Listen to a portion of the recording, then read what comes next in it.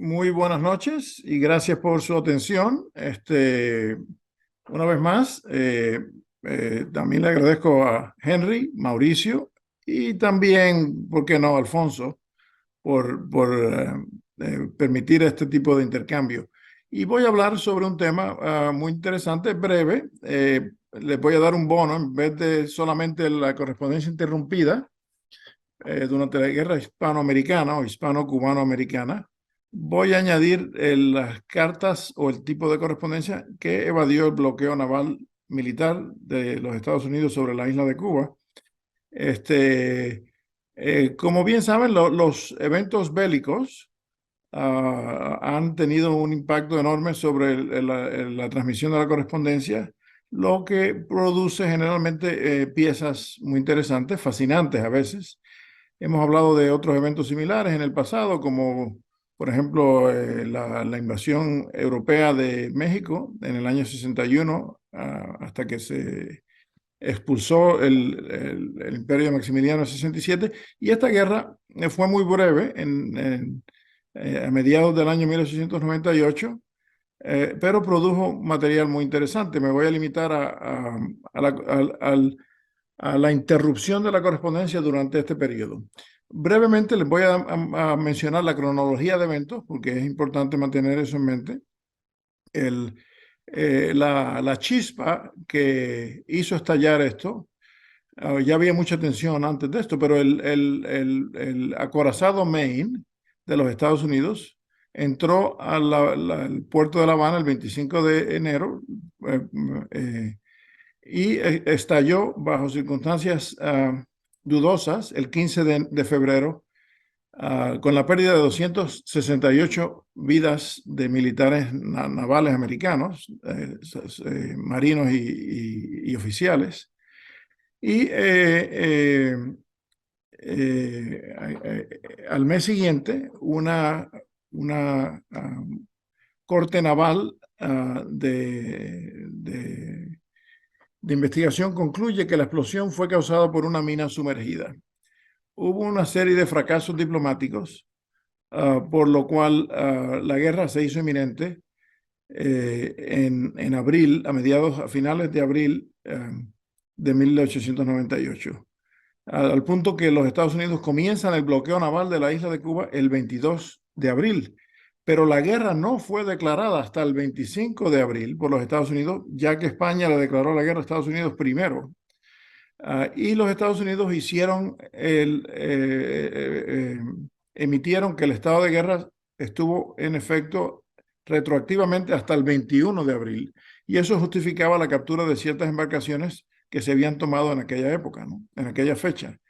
Los primeros combates importantes fue en la bahía de Manila, en Cavite, donde la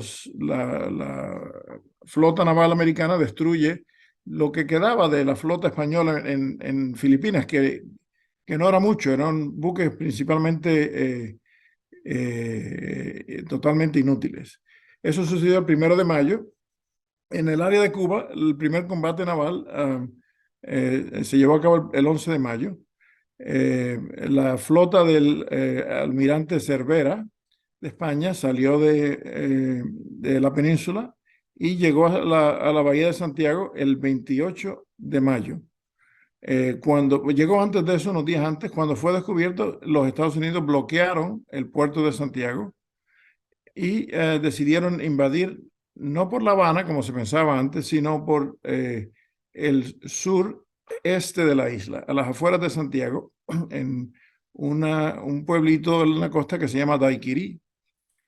Y de ahí viene el nombre de la bebida famosa. El desembarco comenzó el 22 de junio. El 1 de julio, los Estados Unidos tienen una victoria en las batallas terrestres afuera de Santiago de Cuba, y la escuadra española decide salir de la bahía de Santiago el 3 de julio y es destruida totalmente, por lo que la ciudad de Santiago, la segunda ciudad más grande de la isla de Cuba, se rinde el 17 de julio. Al poco tiempo, el mes siguiente, se firma un protocolo de paz, el 12 de agosto, Y finalmente, el Tratado de París, en diciembre de 1898, pone un fin oficial a la guerra. Voy a hablar brevemente del correo interrumpido en estas ciudades, las 5 ciudades americanas de las cuales se conoce este tipo de correspondencia.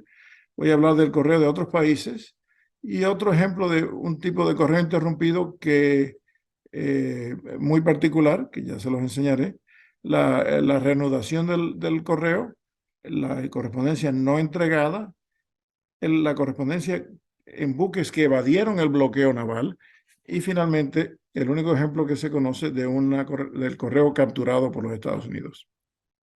Como modo de preámbulo, les enseño aquí esta etiqueta interesantísima que el correo de Nueva York comenzó a usar a mediados de la década de 1880 para circunstancias especiales. En este caso hubo el buque Cienfuegos de la compañía New York and Cuba Mail Steamship Company encalló en una de las islas Bahamas y se perdió el buque, pero se rescató la correspondencia que fue dañada por agua y se demoró, por lo que el correo americano le puso este tipo de etiqueta que es muy rara, explicando lo que había sucedido. O sea que ya el correo americano tenía experiencia con esta medida de emergencia de usar etiquetas para circunstancias especiales.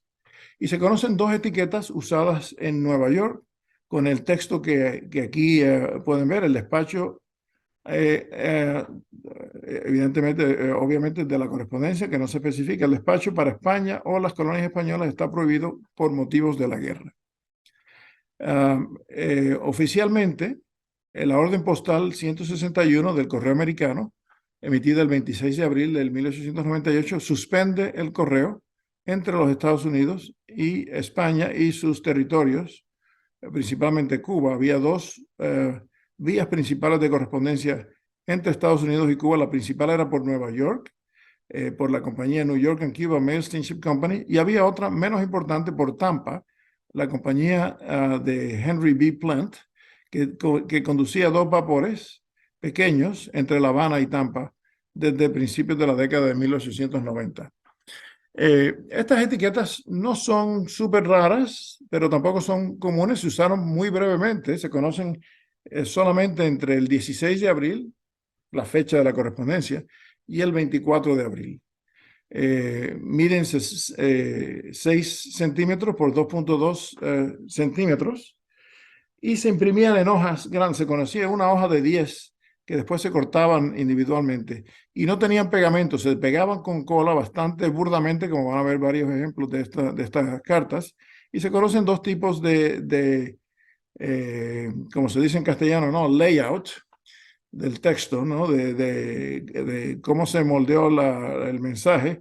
El más común, el que está arriba, la D sobre la N, y el menos común, la D sobre la A, pero ninguno son sumamente raros. Yo llevo recopilando esto por 30 años, qué sé yo, y tal vez conozco como 30 ejemplares de esta correspondencia. O sea que no es súper raro, pero tampoco es que se encuentra todos los días en la caja de comerciantes, ¿no? Aquí vamos a ver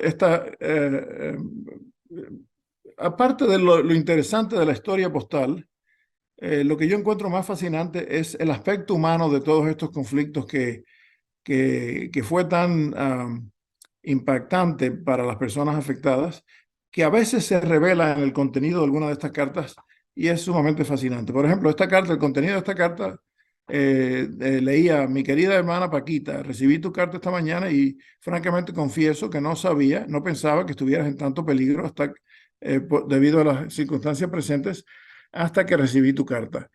Quiero que inmediatamente, cuando recibas esta carta, tú y nena vengan aquí por vapor, pero por el momento no tengo dinero para pagar el pasaje, así que toma el préstamo necesario para conseguir el pasaje y, si es necesario, empeña el cáliz grande que tenemos para comprarlo, ¿no? En cuanto a mi madre y otros, es mejor que se vayan al campo en caso de que Gonzalo no pueda encontrar protección para ellos con el cónsul británico Ramsden.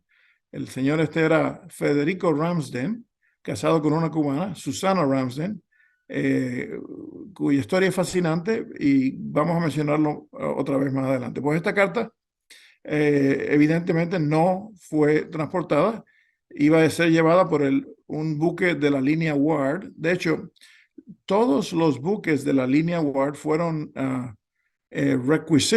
fueron confiscados por el ejército americano, el gobierno americano, para usarlos como transporte. O sea que esta compañía de la noche a la mañana se quedó perdió la manera de ganarse la vida, pero recurrieron al flete de embarcaciones británicas como esta, el vapor Alcedín, que fue fletado por esta compañía para llevar a cabo el viaje, aunque justo antes de salir declararon el bloqueo y no pudo salir esta embarcación. Por lo cual la carta esta recibió la etiqueta que ven en su parte inferior izquierda, el despacho España o a las colonias españolas está prohibido por motivos de guerra. Eh, eh, y ya que había dirección del remitente, en muchos casos no la había, esta carta se le puso la mano de vuelta en Nueva York, International Division, ID, y fue de vuelta a su remitente. Aquí vemos un par de ejemplos adicionales de estas etiquetas, el mismo tipo de etiqueta de la D sobre la N. La carta de arriba fue enviada el 19 de abril. ¿Por qué se demoró tanto? En aquella época la transmisión de la correspondencia era sumamente eficiente, ¿no? En un día estaba prácticamente de Nueva Orleans a Nueva York y salía casi inmediatamente. En este caso, fue una semana antes de la declaración de la suspensión de la correspondencia, pero esta carta tenía franqueo insuficiente. La tarifa al extranjero de Estados Unidos, a Cuba en este caso, o a España, o a Filipinas, o a cualquier otro lugar extranjero, era de 5 centavos por media onza, y en este caso estaba solamente franqueada por 2 centavos, por lo cual fue tasada 15 céntimos. Cada 5 céntimos era equivalente a un centavo americano. O sea que una tasa de un déficit de 3 centavos y la penalidad era el doble de la deficiencia. O sea que hubiese sido tasada de haberse llevado al destinatario o devuelto al remitente 6 centavos por la deficiencia. Pero bueno, no tenía dirección de remitente, o sea que fue enviada a la oficina de rezagos después de aplicársele la etiqueta esta. Y esta carta fue enviada desde Nueva York a La Habana con un franqueo de 2 centavos porque era un impreso o un sobre sin cerrar, o sea, para inspección. ¿Cómo lo sabemos? Bueno, porque las cartas de primera clase, normales, tenían que tener fechador. Cuando ven un sello matasellado mudo, no necesariamente mudo, pero a veces son mudos, pero sin fecha, indica que se trataba de impresos o algo similar, circulares, sobres no sellados, lo que permitía su inspección y se trataban de una manera diferente. O sea que esta carta pudo ser devuelta, tiene la mano indicando de vuelta al remitente, NY, Nueva York, ID, International Division, División Internacional, con la etiqueta. Y aquí vemos dos ejemplos poco usuales. El 90% de estas cartas con esta etiqueta o con el cuño que se utilizó posteriormente van dirigidas a Cuba o a España. Las cartas dirigidas a Filipinas y a Puerto Rico fueron mucho más escasas. Y aquí, para mantener contento a Rafael, les enseño la carta de la esquina inferior izquierda, puesta en el correo de Nueva York el 22 de abril, pero obviamente no circuló. La de arriba fue a las islas, se suponía que fuese a las Islas Filipinas, vía San Francisco, pero se le puso la etiqueta, se tachó la dirección, se le puso un cuño adicional, devuélvase al destinatario y en manuscrito por orden del Departamento de Correos, con la mano indicando que se retornara al remitente.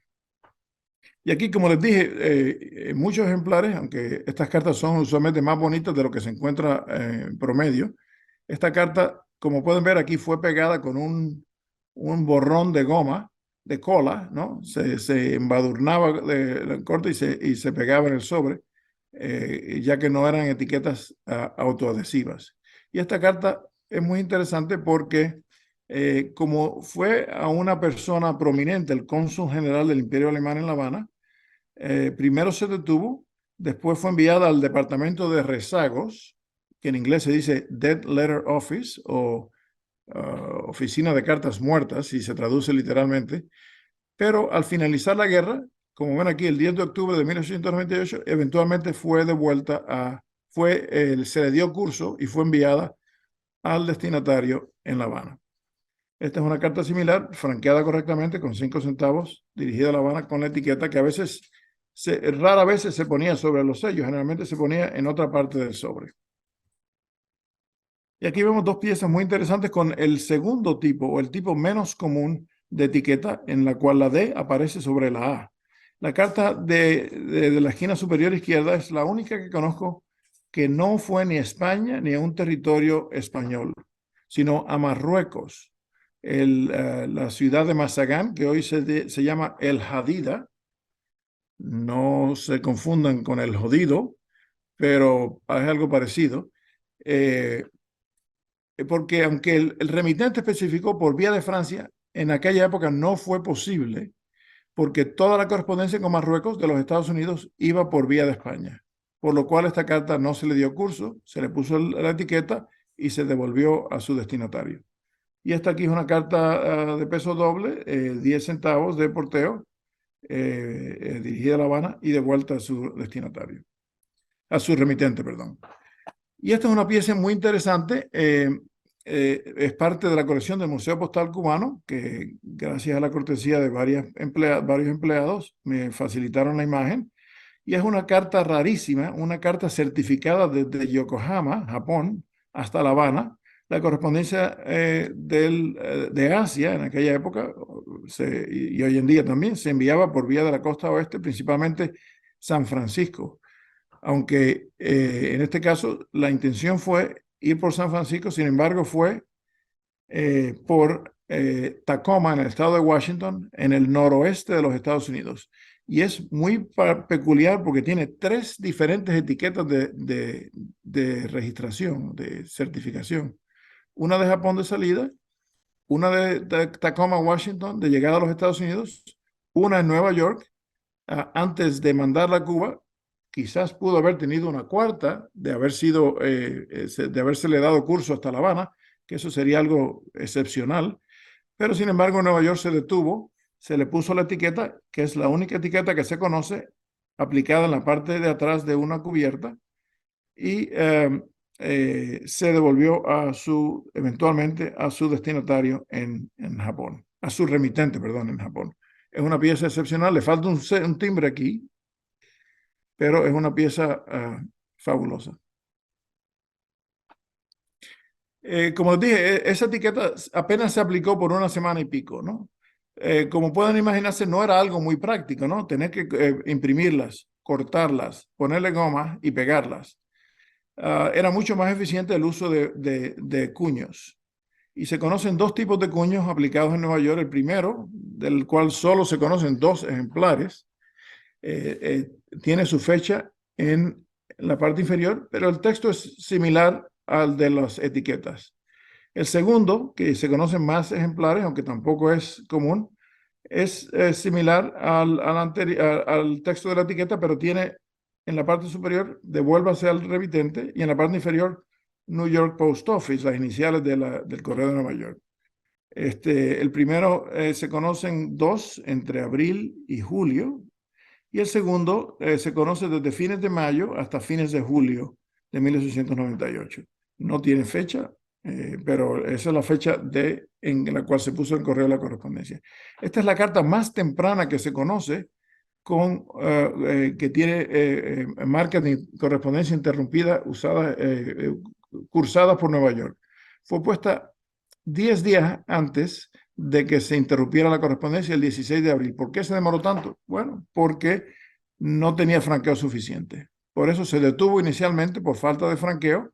No había la dirección del remitente. Eventualmente se prohibió su envío y se le puso el cuño más temprano que se conoce de los 2 de este tipo de cuño, el 6 de mayo del 98. O sea que se detuvo por bastante tiempo hasta que se le puso el cuño. Este es el segundo tipo de cuño, que ya se conocen algunos ejemplares más. Esta carta, nuevamente, un entero postal de 2 centavos. Evidentemente fue enviado sin cerrarse el sobre para inspección, con el cuño tipo 2. Y esta es una carta a Barcelona, con franqueo de 5 centavos, también detenida por la interrupción de la correspondencia, con un entero postal muy raro de Colombian del año 1892, de la exposición de Colón. Y esta es una pieza excepcional, también dirigida a Manila, que no llegó obviamente a su destinatario, que tiene ambos cuños que se usaron en Nueva York. El ejemplar más tardío que se conoce del primer tipo de cuño, aplicado el 27 de julio, más el otro que dice devuélvase al destinatario, más la flecha, la mano, indicando que se devuelve al destinatario, aunque no había dirección del destinatario, del remitente, no había dirección del remitente, por lo cual terminó en la oficina de rezagos, ¿no? Eh, eh, ¿Por qué no se conocen tantos? Porque evidentemente se publicó, ¿no?, que a partir de tal fecha no se iba a mandar correspondencia, o sea que la gente por lo general dejó de enviar correspondencia, ¿no? Al principio de abril, mayo, tal vez junio, pero ya la gente sabía que no, pues, debido a la guerra, no era posible mandar correspondencia. Y este es un ejemplo un poco tardío. El 23 de julio se puso en el correo, se le puso el cuño el 27 de julio y se le puso otra vez la marca, el fechador mecánico, el cancelador mecánico de Nueva York del 27 de julio. Es una pieza excepcional. La segunda ciudad que se conoce, que utilizó marcas para este tipo de correspondencia, fue San Francisco, que, como les dije anteriormente, manejaba el correo de Asia y del Pacífico, Hawái, etc. Y este es el único ejemplar que se conoce de este cuño. El despacho España o las colonias españolas está prohibido por motivos de guerra, con el mismo texto de las etiquetas y de los cuños usados en Nueva York. Fue enviada por el vapor inglés Royal Mail Steamship Moana, desde Melbourne, Australia, por vía de Sydney y San Francisco. Al llegar a San Francisco se le puso este cuño y se le puso posteriormente la marca devuélvase al remitente, usada bueno, la carta fue mandada el 7 de mayo, no, se debe haber demorado casi un mes en llegar a San Francisco. Es una pieza excepcional. Y esta es, para los coleccionistas centroamericanos, una pieza interesante. La mayoría del correo de Centroamérica a los Estados Unidos y de tránsito por los Estados Unidos entraba por Nueva Orleans. Y este cuño, con un texto completamente diferente a los previos, que lee unmailable during hostilities with Spain, no se puede enviar durante las hostilidades con España. Supuestamente existe otro que yo no lo he visto, este es el único que yo conozco, de una tarjeta postal a Madrid detenida en Nueva Orleans por motivos de guerra. Y esta es una pieza absolutamente excepcional. Yo pienso que este tipo de etiqueta, con el mismo texto que lo usaba en Nueva York, pero con una alineación diferente. El texto está centrado en vez de distribuido más uniformemente como en las otras etiquetas. Yo pienso que pudo haberse puesto en Boston. ¿Y cuál fue la historia de esta carta? Bueno, fue matasellada el 11 de julio. Lo que yo pienso no tiene contenido, que posiblemente está dirigida al Ferrol, que era una base naval española para marinos españoles.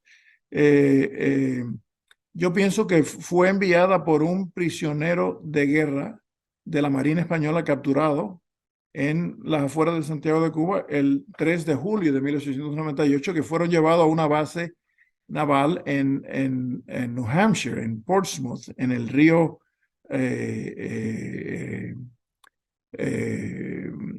Rafael, ayúdame, el Piscataqua River, ¿no? En New Hampshire. Connecticut, ¿Perdón? el río Connecticut, dijiste. No. El río que divide Maine de New Hampshire. Oh, Piscataqua. gosh. ¿Cómo? Ya no me acuerdo, te digo. Eh, eh, en una isla, en ese río que hoy pertenece al estado de Maine, que se llama la isla Seavey, había un campamento de prisioneros de guerra. Lo que pienso que esta carta los buques pasaron por Boston, esta carta posiblemente fue entregada por un prisionero a algún guardia, a alguien que simpatizara con él, y la puso en el correo dirigida a España, pero fue detenida en Boston, yo me imagino, donde fue puesto en el correo. Como no había dirección del remitente, fue abierta, por eso vemos el sello este de cierre oficial. Al inspeccionarla se dieron cuenta que era un prisionero, entonces la mandaron a Washington, donde se le puso esta marca de censura, carta de prisionero, censurada y encaminada por el Departamento de la Marina, el Buró de Navegación en Washington, D.C., después de ir a la oficina de rezagos. O sea que es una pieza excepcional que combina una marca de prisionero de guerra y de censura con una etiqueta de la correspondencia interrumpida. Y es la única que se conoce de este ejemplar. Como ven, fue pegado no de forma muy delicada, con un borrón de cola, de tinta. Y esta pieza no es nada impresionante. La descubrí hace un par de años. Y es un ejemplar de correspondencia interrumpida en Filadelfia. No tenía nada específico, sencillamente se le puso un cuño genérico, unmailable, y return to sender. No se puede enviar, devuélvase al remitente. Fue puesta el 25 de abril del 98, un día antes de que oficialmente se interrumpiera la correspondencia entre Cuba, España y las posesiones españolas con los Estados Unidos. ¿Qué pasaba con la correspondencia originada en otros países? No se conocen marcas específicas para la correspondencia interrumpida originada en otros países, salvo unas cuantas excepciones que les voy a enseñar en un momento. Esta carta es muy interesante, fue enviada de Alemania hasta Santiago de Cuba durante la ocupación militar. Esto fue el 7 de julio, perdón, el 6 de julio de 1898, y fue enviada al general William Rufus Shafter. Era el director, el general al mando de las tropas americanas en el área de Santiago de Cuba. Un hombre muy colorful, no sé cómo se dice en castellano, pero el hombre pesaba unas 300 libras y desde que llegó a Cuba estaba sufriendo de ataques de gota, por lo cual fue muy ineficiente en su mando y altamente criticado por la prensa, por los compañeros militares. Hay una foto de él sobre un caballo y se ve el pobre caballo sudando, ¿no? Para tratar de sostener el peso. Yo creo que Alfonso se veía despierto al lado de este hombre, pero bueno, no entremos en este tipo de discusiones. Eventualmente, en Alemania fue detenida porque no había comunicación directa, pero eventualmente fue encaminada hasta su destinatario. No sé dónde ni cuándo fue recibido. Fue enviado por la hija del general Shafter.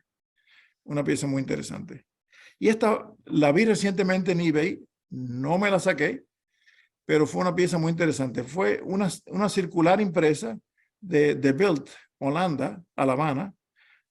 Y en aquella época había miedo de que los barcos dirigidos a Estados Unidos fueran bombardeados por la Marina española, por lo cual muchas líneas navales fueron interrumpidas o paralizadas, o se enviaba la correspondencia por vía de Canadá, como vemos en este ejemplar. Esta carta fue de Holanda a Canadá, y en Canadá se abrió, vieron de dónde venía y se devolvió al destinatario, pero primero se le puso este cuño muy interesante, el único que he visto. No hay comunicaciones postales con este destino en el momento. La rama de rezagos, Dead Letter Branch, en Canadá. Una pieza muy interesante. Y aquí están los cuños de llegada a Canadá, de tránsito por Ámsterdam y de vuelta a The Bild. Aquí les muestro otro ejemplar de correspondencia interrumpida, pero no por motivos necesariamente de guerra, sino por la falta de servicio postal. Esta carta certificada fue enviada desde Nueva York a un militar en el batallón como ven aquí, primer batallón de infantería pesada en el almacén de tabacos en San Francisco, en el área del Presidio, donde había una base importante, el octavo cuerpo de ejército americano, cuyo destino era la ocupación de las Islas Filipinas, estaba basada en el área del Presidio en San Francisco.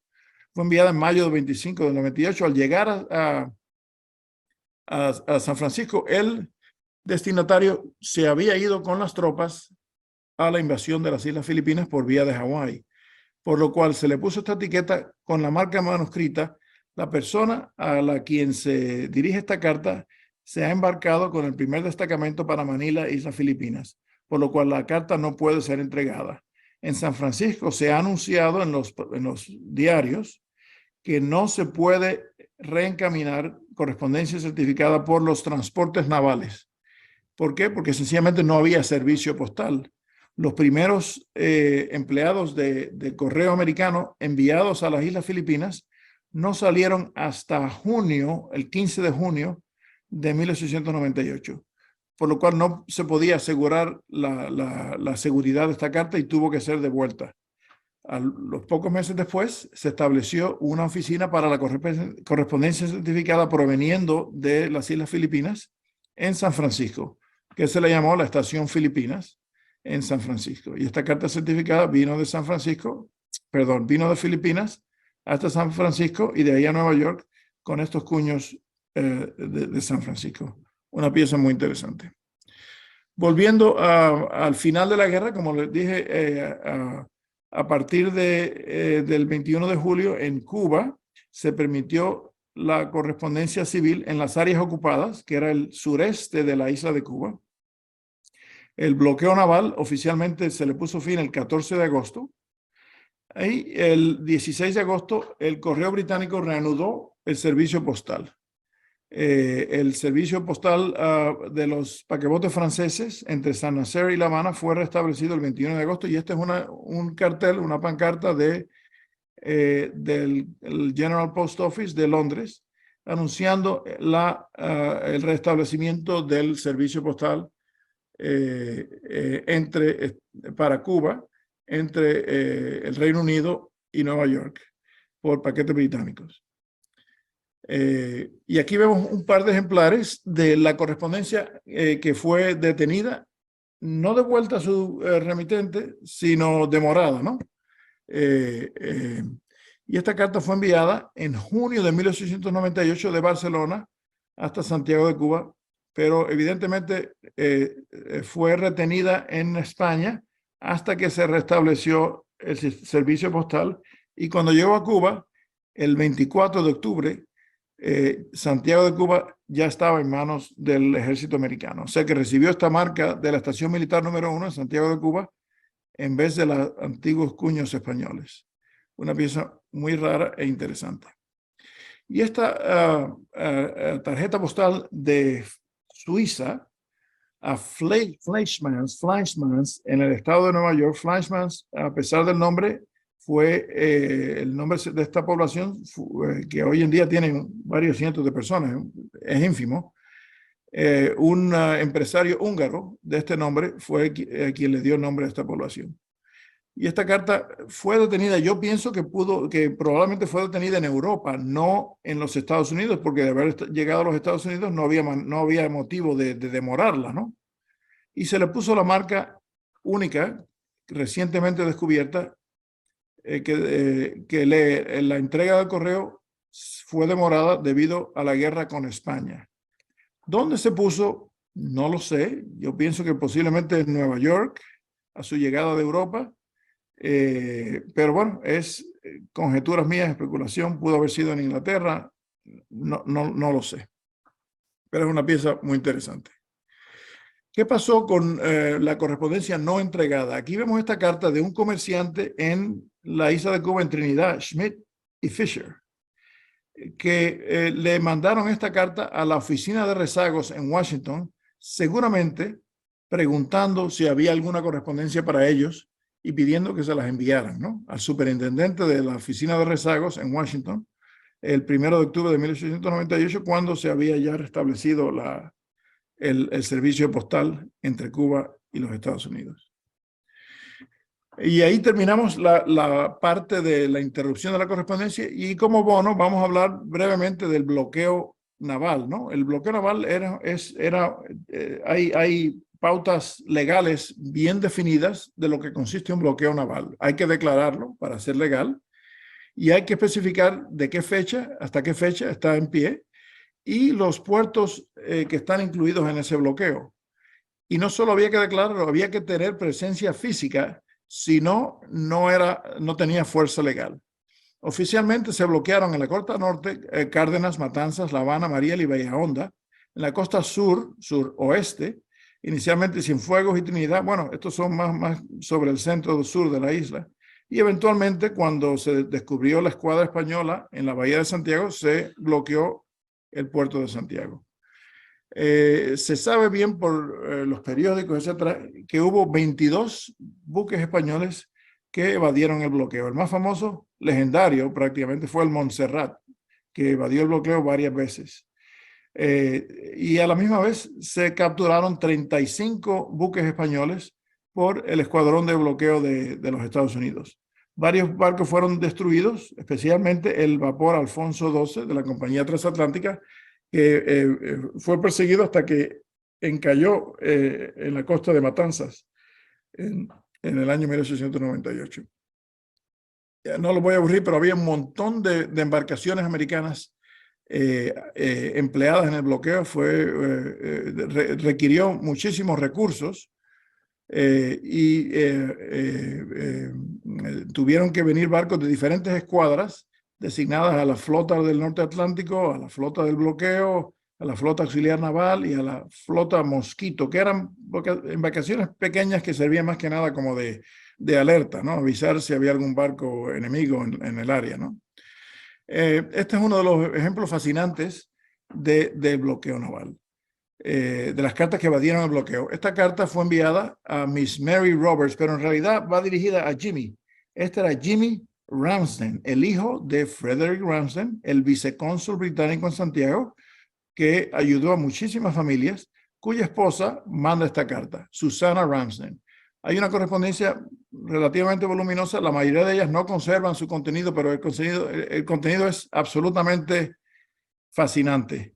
No hay otra manera de describirlo. Te dan la perspectiva humana de este conflicto distante, que no parece gran cosa, pero tuvo un impacto enorme en muchas vidas, ¿no? Y menciona a Susana. Tomo ventaja de la llegada de este cañonero británico de Jamaica para escribirte.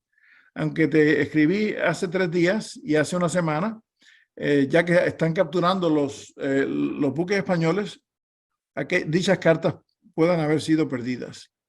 En la cubierta de un vapor de la compañía minera, 451 pasajeros salieron para Jamaica, casi todas las familias en Santiago.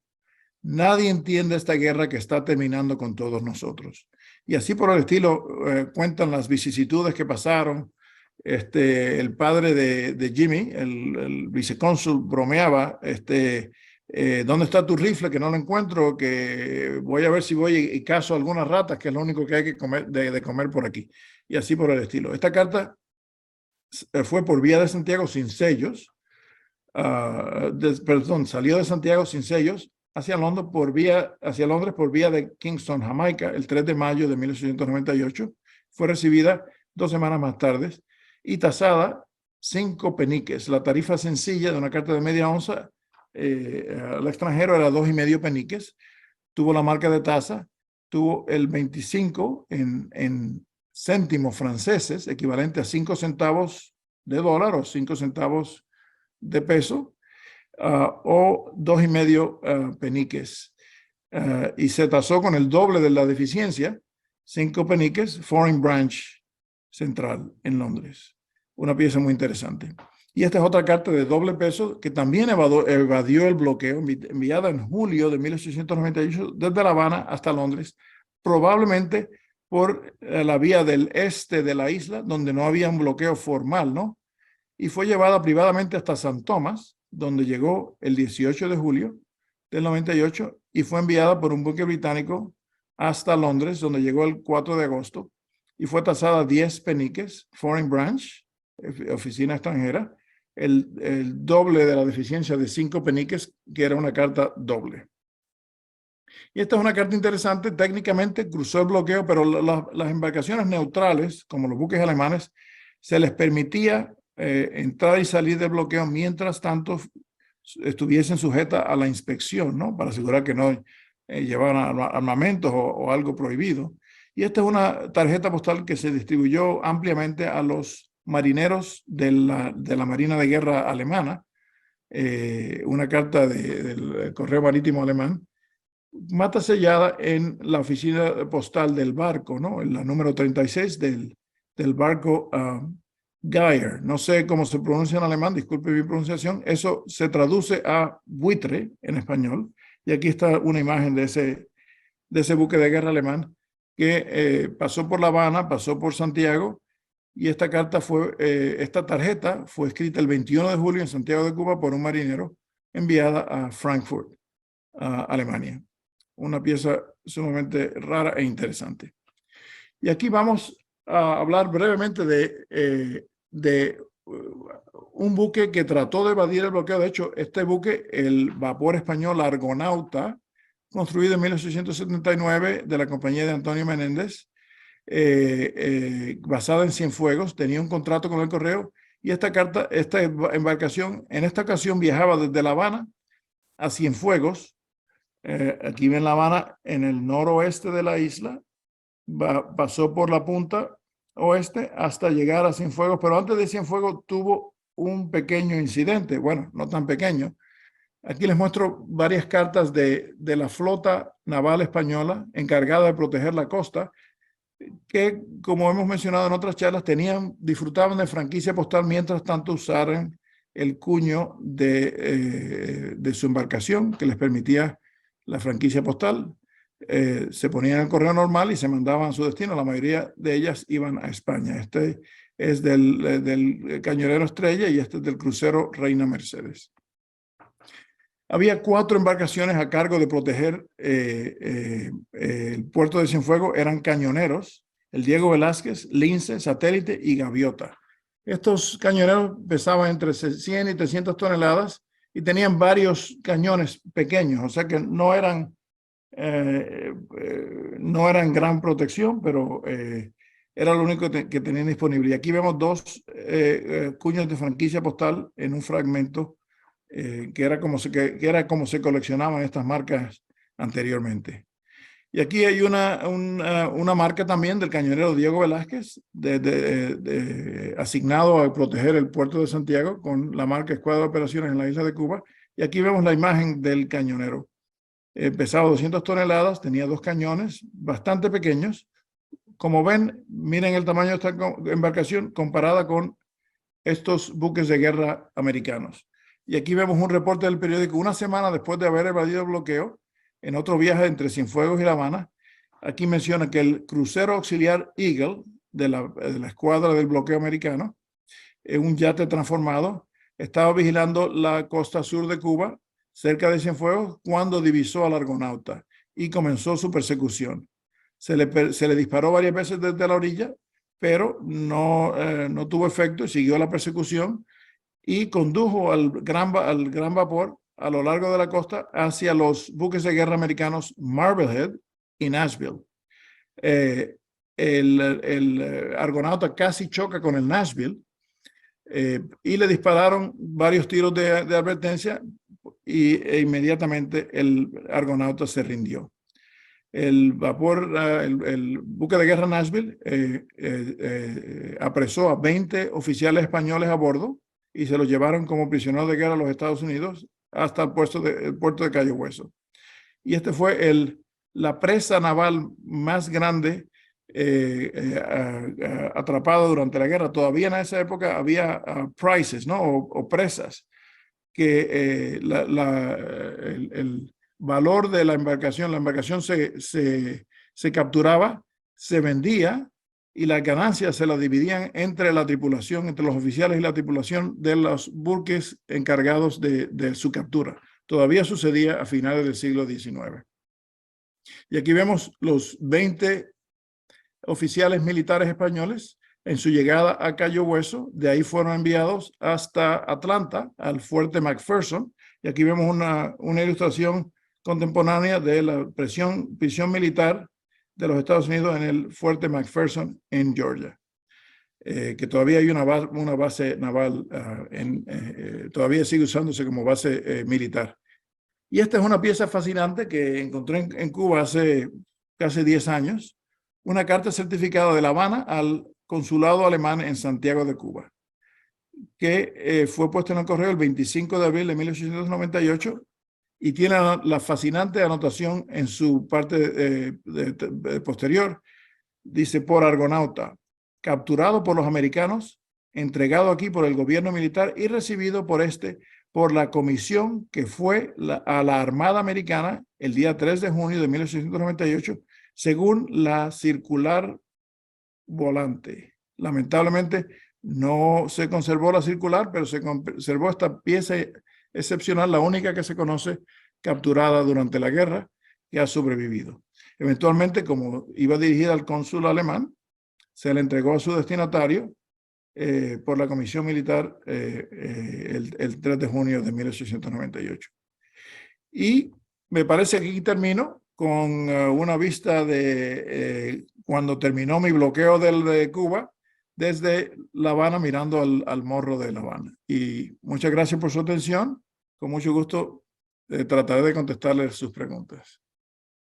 Esta, aunque les parezca que es mi hija, es mi esposa.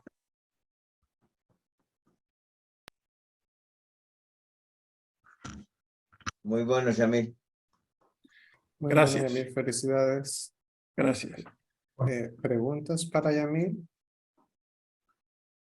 ¿Comentarios?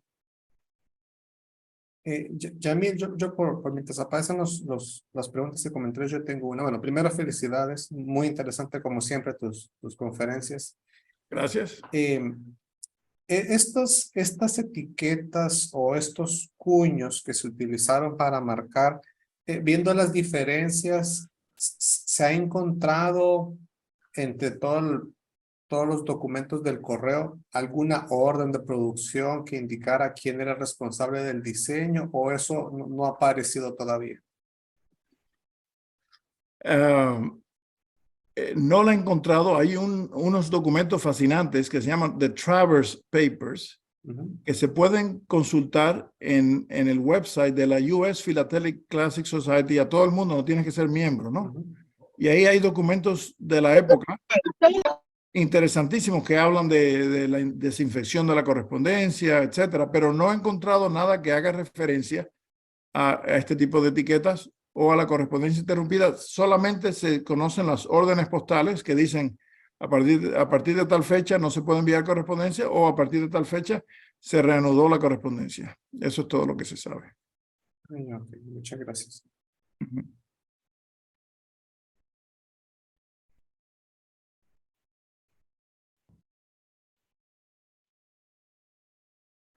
Entonces tengo otra. Viendo esa postal tan bonita que mostraste era de Guatemala, ¿verdad? A Cuba, que no puedo no, a Guatemala, a Madrid. A Madrid, ¿verdad? Pero es cierto, a Madrid, perdón, a Madrid. ¿Has visto alguna otra pieza ya sea que tenía que transitar por Estados Unidos para ir ya sea a Cuba o de América, que tenía que transitar, que hayas visto algunas otras aparte de esa, con los cuños o con las indicaciones? No, conozco cartas y tarjetas enviadas antes y después del bloqueo, de la suspensión de la correspondencia, pero esa es la única que he visto con esa marca. Me dice una persona que coleccionaba esto que conocía otro ejemplo de esa marca. Yo nunca la he visto. Así que no sé. Ok, gracias.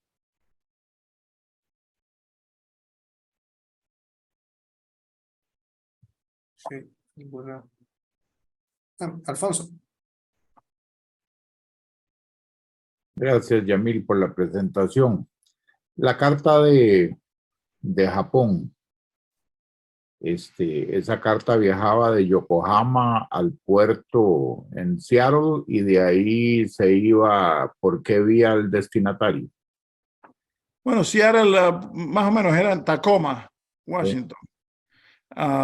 De Tacoma iba por tierra a Nueva York y de Nueva York por buque americano hasta La Habana. Pero bueno, llegó hasta Nueva York y ahí se detuvo. ¿Y por tierra cuánto duraba? ¿Una semana? No, no iba por tren, iba a Sí, caballo. por tren, no, por tren, claro, pero bueno, no había otra manera de ir a través del continente, a menos de que fuera así por Panamá, pero no, iba por tierra ya, había por trenes. Hombre, no, menos de una semana yo creo que se demoraba, pero no estoy seguro. Normalmente en la costa este, generalmente el mismo día, si ponías una carta en Boston temprano, el mismo día salía por vapor desde Nueva York hasta Europa o Cuba, donde sea. O sea que era muy eficiente el sistema, no como ahora. De la costa oeste sería varios días, pero no sé exactamente cuánto. Ok, gracias. Sí. Y hombre, lo de la comparación con William Rufus Shafter era una broma, ¿no? No. Molina más gordo. Ahí en el chat están las fotos de Molina. ¿Tú has montado caballo antes, Alfonso? Claro, el caballo me montó a mí. Pobrecito el caballo. O yo por caballo me subí al caballo. No, pero, hombre, ahora en serio, si ven a este hombre montado en un caballo, el pobre caballo tiene la espalda, bueno, Fernando puso una foto en el chat. there you go. Bueno, lo que pasa es de que el hombre andaba en una yegua criolla muy pequeñita y esa era la consecuencia. Parece una mula. Es una mula, me parece. Bien, claro. Una Otro aprovechada. cuadro igual parece una mula. Así que, Qué bárbaro. Muy eficiente en la guerra sería este hombre. uno de los militares bajo su mando era Joe Wheeler, que era todo lo opuesto, debe de haber pesado como 100 libras, no, a lo sumo, ¿no? Una cosa, un hombre mayor que era un militar oficial del ejército confederado, ¿no?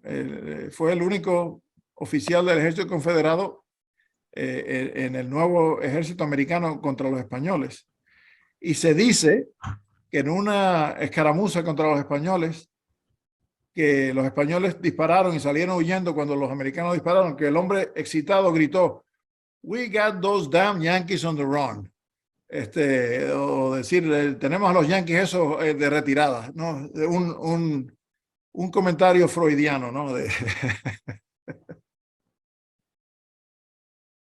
Una parte que fue interesante era la ropa que el uniforme que estábamos usando aquí cuando fuimos a Cuba y a Puerto Rico era de lana, que no era muy apropiado. Los soldados al principio estaban sufriendo muchísimo porque la ropa los uniformes que le daban de la militar eran para condiciones del clima del norte, no eran para el trópico y era horrible.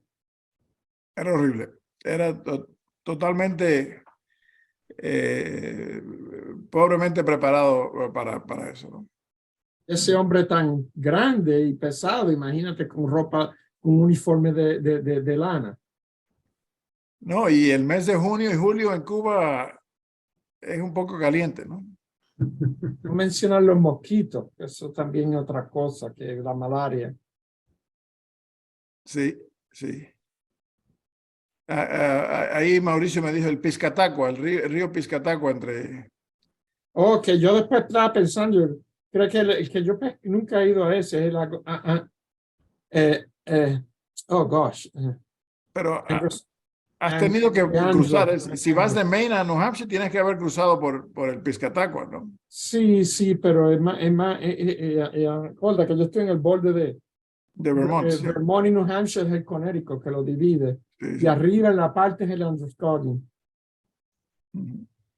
Androscoggin, sí.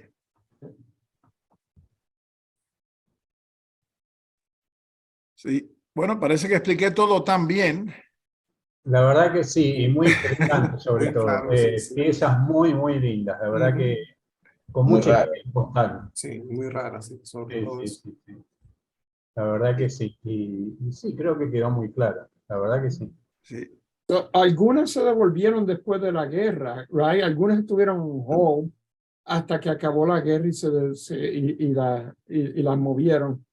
Sí. Cuando otras la retiraban. El problema era la gente pagaba por un servicio que no le estaban, que no estaba, que no le servía. Imagínate, tú pagabas 5 centavos en ese tiempo y te devuelven la carta porque, wow, guerra, I mean. Sí. Pero el correo americano hacía bastante esfuerzo en entregar la correspondencia, ¿no?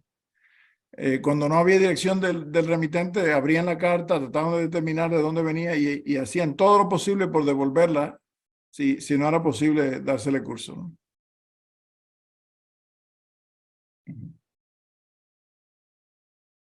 En realidad una cosa que a mí me llama mucho la atención, sobre todo pensando en una situación de guerra, el respeto que se tenía por la correspondencia. Yo creo que más respeto que por los prisioneros quizás, pero me refiero porque, por ejemplo, una carta tomada a los españoles no la botaban a la basura.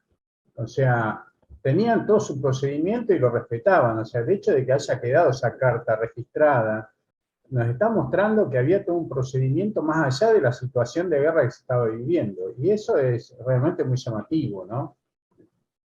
Sí, sí, bueno. Inclusive mira la correspondencia que Manuel Arango ha examinado, ¿no? Desde hace 300 años, la correspondencia capturada todavía la conservan los británicos en sus archivos, así que Claro. eso es excepcional, ¿no?